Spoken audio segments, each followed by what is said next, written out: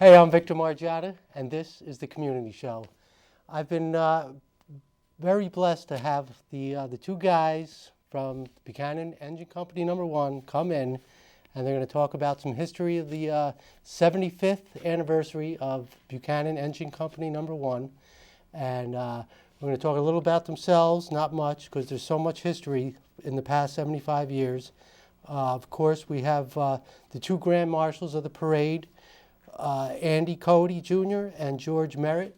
We want to thank those guys for all the hard work they did and are still doing in the engine company. But first of all, I'd like to thank Bob and Stu for coming on. Thanks so much, guys. Our pleasure.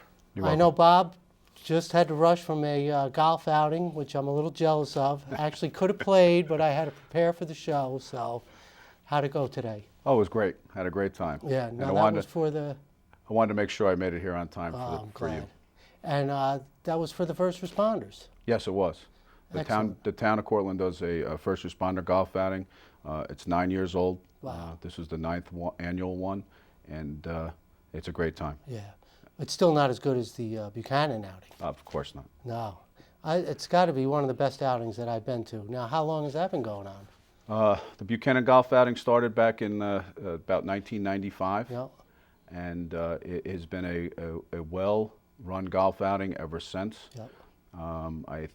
We put out over close to 130, 140 golfers every year, and it's really not even an advertised event. No.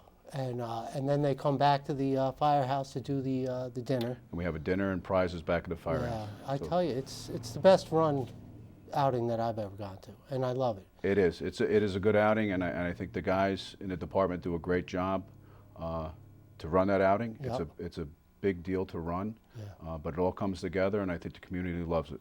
And it's all planning. As soon as it's over, you got to start planning for the next year. And this is what you guys have to do all the time. There's so much planning involved in what you guys do. And right now, I want to really thank you guys as much as I can for doing all the work that you do. I mean, without you guys, the protection of the houses in Buchanan would not be there. And just want to say thank you. We appreciate that. And Stu, just a little background on yourself, where you're from. I'm actually an outsider to the village of Buchanan. I grew up on Long Island. All right. I always wanted to be a fireman since I was a real small kid. My father got me involved in the love of fire trucks and firefighting. I did not become a volunteer until I moved up into the village of Buchanan. I've been with the department a little over 20 years. Awesome. And love every minute of it. Excellent. Now, speaking of trucks, there's no fire department without the trucks. We have a picture of the first fire truck. Our red flyer. Yeah, and now that was actually built by the guys that started the... That's correct. When the department got its charter, the members actually got a truck donated and a pump. I believe the pump was donated as well. Yes. And put it together. They were all a bunch of hardworking, do-it-yourself guys, which we still have a lot of in our department to the day. And yeah, they built their own fire truck. That's awesome. Now there's an emblem that you got back from 1939, 1940, that was on the truck. Can you tell us a little about that? Yeah, that was pretty remarkable. This year, one of our members had gotten contact from the little boy that's in the back of the fire truck, and that's Charles Faunus Jr. Mr. Faunus lives now in North Carolina, and came across this piece in his house, and contacted one of our members and said, "Would you like it?" And sure enough, it made it back home here 75 years later. Oh my gosh! And it's a beautiful piece. It was on the original red flyer. With the help of the chief put it on our main attack apparatus, engine 160, and debuted in the parade. And it's a great piece of history to have back. Now, speaking of the parade, it was also the Fire Association's parade also, right? Yeah, this was the 109th annual Westchester County Volunteer Firemen's Association Convention and Parade. It was done in conjunction with Buchanan Engine Company hosting it. The county does ask fire departments across Westchester if they have an anniversary they would like to hold the convention and parade. We decided as a company back in around 2006 to host this type of event. For our department to do that, we're a very small department. But in the end, we pulled off a beautiful convention, a great convention meeting for the county association, and a great parade. Excellent. And it all started being planned back in 2006? In 2006. See that? So there's a lot of planning involved there. Yes, there was. And how important are parades? Well, parades are fun. Yeah. There are a lot of it's a firematic event. Okay. The apparatus, the chief allows the apparatus to go out of the village to parade, and you know we do parade for trophies. Yeah. It's a competition, and this time it was Buchanan's turn to host the parade and have fun and have our friends and neighbors, neighboring departments, come in and join us in celebrating with a parade. Yeah. We generally take about 6 competition parades every year. Yeah. And we also, between the tri-villages of Buchanan and Montrose and Verplanck, host a Memorial Day parade every year, as well as in recent years we've been hosting a St. Patrick's Day parade. But as far as a firematic competition parade, we do it once every 25 years. So it was a really big deal for us to be able to put that on, and it was a really great undertaking for our company, and we did, like Bobby said, we pulled it off nicely. I think everybody had a great time at that. And we could see this parade. It's still on YouTube, right? It's on YouTube. We had it videographed. Yep. We have the history now documented. Awesome. And it was a great video that was done. It's on YouTube. There's a few pieces on YouTube of the company marching in its 75th parade. Yeah. We do have a clip of it, so we can show a little bit of it. So. Great. Excellent. Very proud. Everybody came together. I didn't think it was going to happen. It went very smoothly. It means a lot to me.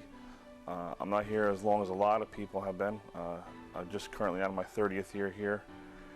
And to see the young guys, the old guys, the guys in the middle all get together and get things done and get the parade to step off on time made me very proud. I grew up here in Buchanan. I'm here 46 years, and I have friends here that encouraged me to join at 16. And since then, I've been here since then, dedicated. I love my community. I love helping the people here. And just, I've always had a great group of friends here, and they're like my second family. I was able to, when I first joined here, to march in the 50th anniversary. I really didn't have a lot to do with it. I was a new member. I was one of the young guys. And then to march in the 75th, it really meant a lot to be with everybody, you know, to see past people come up from out of state that I grew up here with, that I served with. It meant a lot to me. Just a big thank you to everybody. Like I said before, it's just too many people to mention. Every member that came and showed up today, every member that showed up over the years, helped fundraise. They all knew who you are, and I'm very proud and happy, and I'm glad you all came out and helped out. Oh yes, definitely. This company's come a long way since I've joined it. Well, I moved up here in the early '60s. I moved next door to a member of the department, Clarence Conklin, and he sort of talked me into it. I went around and seen what was going on, and they always said they needed help, and I was interested in the fire service anyway. I want to learn, you know, the tricks of the trade, and so for me it was an opportunity, and I'm glad I took it. And everybody was saying to me, you know, you got a lot of good luck. You were Grand Marshal of St. Patty's Day.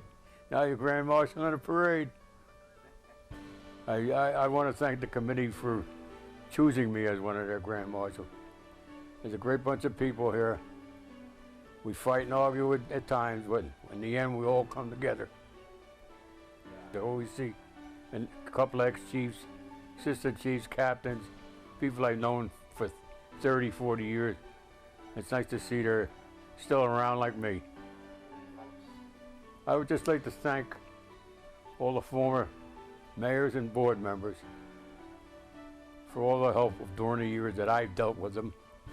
And I would like to especially thank all the village residents for all the support in the 51 years that I've been here. And when it comes to knocking on doors, asking for help, they're always there. And I thank them from the bottom of my heart. So that was good. That clip was from Mike Miner. Actually, did the show, right? Yes, he did a great job. Yeah, he really did. So Bob, a little bit about your history, where you're from. Well, I'm from local Montrose area. Okay. I had family that lived in Buchanan all their lives. Actually, some members of the fire department. One of the first firematic officers is one of my uncles. Yeah. So kind of drew to Buchanan, became a member at 16 years old, and worked my way up through the ranks, became a chief, and now currently serve as the president of the company for the last 14 years. Talk a little about the officers. What is the role of the president? Well, the president oversees the business part of the operation of the fire department. Right. We have monthly meetings to hear and concerns of the members, to pay bills, and also what's going on the firematic side. We get a report from the chief and his officers on what's going on firematically downstairs, as we call it. So that's basically what happens there as the president's level. So it's a family thing, being a fireman. I think it's something you grow up with, and it's in your blood, and it's something you just can't get away from. Go ahead. If to be a volunteer and to do this and to answer the call, when the alarm goes off at 3 o'clock in the morning in the middle of a snowstorm, you really have to have a part of you that wants to give, that wants to give back, and all the your colleagues within the department all feel the same way. And when the alarm goes off, any personal differences are always put aside. Everybody has to work together. Somebody's life might be on the line, and you feel it. You've always had it in you. It's not something that just one day you wake up and decide you're going to do it. It's probably been with you all your life. And you can't be. It's almost a brotherhood, really, and it's a family. It is. Now, if somebody wants to join, how would they go about that? You can visit our website, BuchananFire.com. Our phone number is listed on there. All right. And you can give us a call, or you can stop by any Monday night after 7 o'clock. Okay. Is our drill night, and generally our membership is there, and the chiefs are there, and you can get an application from one of the chiefs on any Monday night as well. Excellent. I'm actually in the works of trying to join Verplanck. I taught CCD for 20 years, but I went to St. Patrick's, and my sister was a CCD teacher, and it's the same thing. Grew up always doing it, and always felt like this is what I have to do. And I taught for 20 years, and I'm just ready for a change. But now I'm helping out. My parents are getting older, and it's just one thing after another. But I'm in the works. I'm dying to get there. It's just like always wanted a garden. When I bought a house, said, okay, now I have a garden. So it's just things that you have to do. But the main reason for the show is I want people to get involved. I want them to go out. Don't complain about the situation. Do something. And there's no better chance to get involved than with the fire department.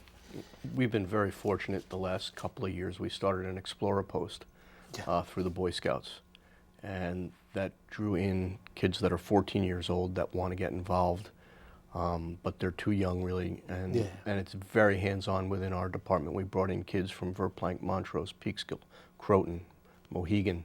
They all came in and worked and went through our program. We had a very large group initially. And as they became older and became old enough to join their own home departments, a lot of them have gone that way. But we've retained about a half a dozen in the last couple of years that have become active firefighters. And we have a few more coming up in the ranks, which is great because of what you're saying. Everybody's busy, everybody's taking care of their parents. A lot of people that have moved, the demographics of the village have changed somewhat over the years. A lot of people work in the city. And just aren't around and can't commit the time. And to have these kids coming up now, you know, you see that's the future of our department. And they're all very, very gung-ho and very hands-on kids. Awesome. And it's been a great addition to our department recently. And women are involved. You got the Ladies Auxiliary. You had your first women firefighter in '81. That's So correct. there's an opportunity for women there too. We have several women in our department, Yeah.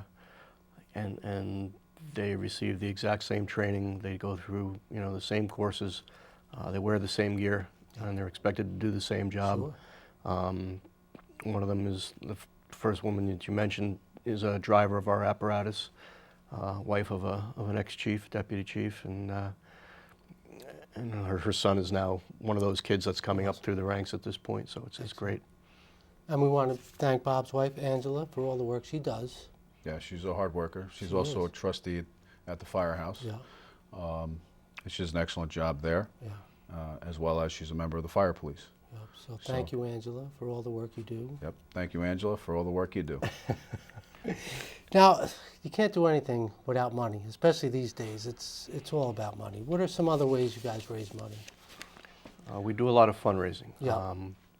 Specifically, when we were trying to raise money for the 75th, we did a lot of boot drives. Yeah. We manned tables in front of the hardware store and sold raffle tickets. We're constantly selling raffle tickets. We sold ads in our journal. Yep. I'll let Bob touch on that a little more, but it's we don't have a very large budget. We try not to be a big Yeah, right. drain on the taxpayers of the village. We try to do a lot of the work in-house ourselves if we're able to do it before contracting it out. Yeah, it's a continual battle Never ends, to I know. Make you ends know, meet, yep. for sure. And we do want to thank the sponsors. Yeah, the journal that you see here on the table was put in for our 75th anniversary to raise money. They really did a And- good job. And it did an excellent job in the journal, but most of all, that journal wouldn't have taken place if I didn't have the sponsors. Yeah. And there's a tremendous amount of sponsors locally that had taken ads, and really we couldn't do without them. Yeah. What we raised helped us put on the parade, Yeah. and at the end of the parade to feed everybody. So it was a great journal, probably one of the best I've seen. And again, it wouldn't be there if I didn't have the sponsors. So, and we gave it out to, we had over 400 copies. We gave it out at the convention dinner. Each one of our members got it, and the sponsors Yeah. will soon have them in their hands. Now, how can just some regular people get a hold of one of those? Because the history in there is excellent. Well, the history was just redone for the anniversary to bring it up to date. It will be online Okay, good. at buchananfire.com. Excellent. And maybe we'll work on getting the sponsors in there as a list, so everybody can, you know, go out and say thank you to them Yeah, and patronize them a little bit. definitely. We have some other fundraising that we do on an annual basis, not tied specifically to any one event. As you mentioned at the opening, we host the golf outing every Yeah. year. We host a clam bake every year. And we mail out a calendar to all the residents of the village. It's a yearly thing that we do, and we have a little envelope attached to it soliciting donations for to help us out. And we get a great turnout from that, great return on that. Now, there was an incident in '02 where there was a house fire, and the address, there was the same address in a few different locations. Now, it actually turned out to clear up a very important issue, which is addresses. Can you Right. talk a little bit about that?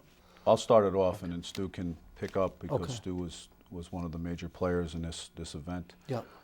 Prior to 2002, the Tri-Village area, Montrose, Verplanck, and Buchanan got together and started what we call our Tri-Village response.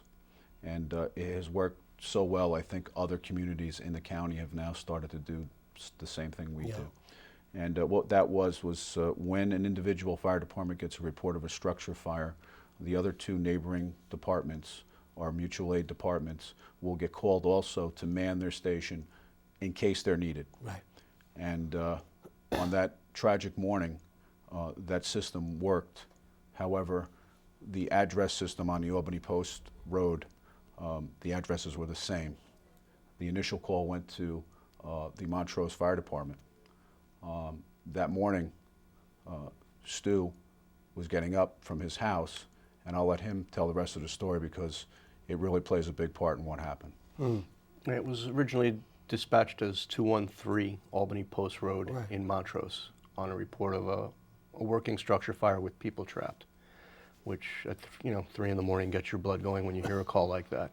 I happen to live at 219 Albany Post Road in Buchanan, and as I was pulling out of my driveway to respond to my firehouse to man the station, I heard the Montrose chief call on saying he was on location with nothing showing. And as I'm listening to that, I'm looking up and I'm seeing the sky outside my house lit up, and my neighbor's house was actually on fire. I wasn't an officer at the time. I was an engineer. I sped to the station, got our engine out of the station, called on to county dispatch, advised them that it was the wrong town, that it was 213 Albany Post Road in Buchanan, and it was a confirmed fire. And at that point, dispatch redirected all the assets to the correct location. Yeah. And unfortunately, it was a double fatal fire. A woman and one of her sons were killed, Yeah. and the son of the woman is now a member of our department. Nice. After 10 years, he joined our department, and he's been in the department for about 10 years himself right now. So there's been a lot done to clear up. I know now everybody has to have the address in the front of their Well, house the to make sure. the Town of Cortland Fire Advisory Board met as a result of this incident. Yeah. That's made up of members of all the departments in the town, and spearheaded by the Montrose Fire Chief, who at the time was Jack Kingston. We came up with a plan to renumber the entire Albany Post Road residences with a different number representing each town, starting from the south end, starting with the number 1. So the villages in Croton, the addresses in Croton start with a 1. It's the 1000 block of Albany Post Road. Montrose was the 2000 block. Albany Post Road in Buchanan now is the 3000 block. My residence changed from 219 to 3219. Some businesses had to renumber their business and change their addresses and their stationery, but it's a tragedy that we hope will never occur, and that was Right. something that we took the initiative to Yeah. as a group of fire departments together to change, and some other streets in the town too that are also in the works that have repetitive be- addresses as they cross the town lines, and this goes all the way north through Peekskill and Continental Village. And it's a shame that something like this had to happen, but the last thing that's said, we don't know what's going to happen, but we need to be prepared for what's going to happen. And I thought that was an excellent thing to say. Now, what do you guys do? And I know you have stuff at the firehouse for fire prevention, for people to come, and do you have any of that coming up? We just completed fire prevention. We go to the Buchanan Verplanck Elementary School and teach fire safety and fire prevention to the students there, and we also go to through the Looking Glass Nursery School, and we did several visits over there. We also host an open house every year. This year we did it just this past weekend in conjunction with Montrose. We joined with them and had a joint open house, and we had a good turnout from the public. And we're thinking about maybe making it a tri-village open house every year and try and bring all 3 villages, the residents together, again alternating the 3 firehouses. And I think we're going to try and implement that starting next year. I know you guys compete when you're doing the parades and stuff, but it's more of a team, right? The three departments. Well, it's a sharing of manpower. During the day, it's sometimes hard because everybody's at work. Yeah. And you might only have a handful of responders from your department. But if you get the same number from 2 other departments, immediately you have a full complement of firefighters ready to go to work. For sure. Plus, we have different apparatus. Like we're an engine company. We don't have a ladder truck at this time. Yeah. So we rely on our neighbors in Montrose, Verplanck, Peekskill, Croton, who all have ladders. Yeah. We have a specialized cascade unit that fills air bottles on scene and provides lights that other companies don't have. Exactly. And so it's a key. sharing of resources. It's so you don't have to duplicate everything, and and you can never have enough guys when the alarm goes off. Yeah. You hate to talk about this, but I'm sure there's false alarms. What happens when that happens? Just had one a few hours ago, actually. Did you? Yeah. Yep. Hopefully, that's the way they all turn out. That it's a false alarm. Right. It could be a defective alarm system. It could be set off by cooking. It could be set off by the homeowner or business owner that just set the alarm off incorrectly or inadvertently.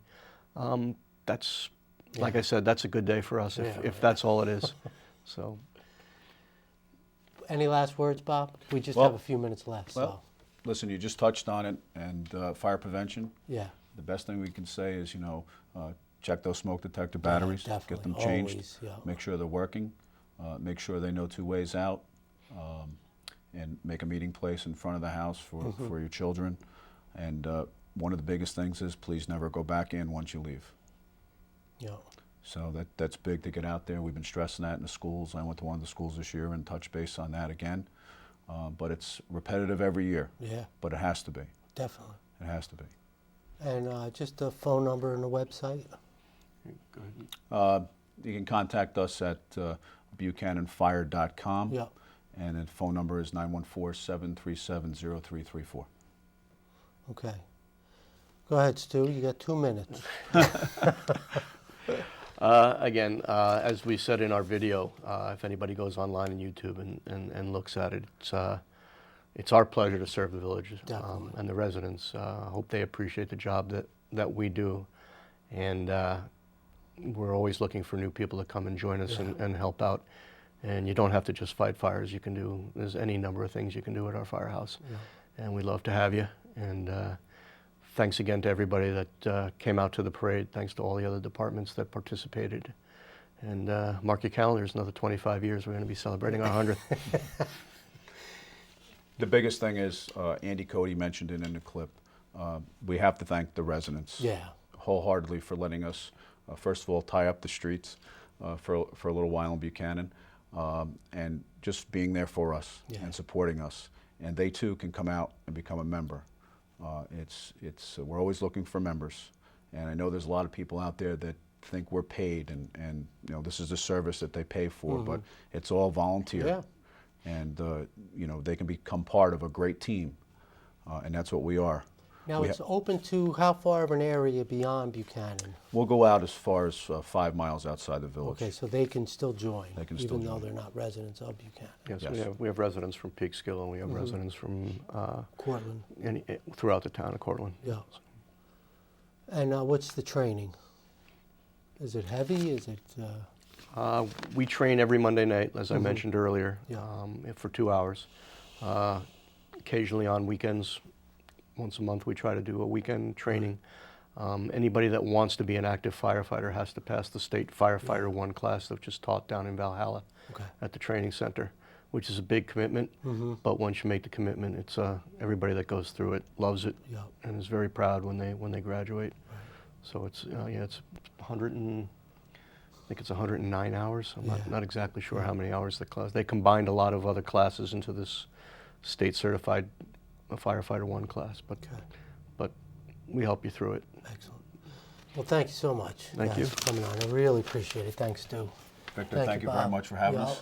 And keep up the good work. And like I said, thank you so much for everything welcome. you do. It's it's really appreciated. Thank you for getting this out and, Yeah. and getting it out to the community. Excellent. It's very important. And we got a tape for both you guys before you leave. So there's so many ways to get involved. I really appreciate you watching. But besides the fire department, you can get involved in your local church. There's, you could probably just Google volunteer and find ways to get involved. So thanks for everything. Thanks for watching, and we'll see you again next time.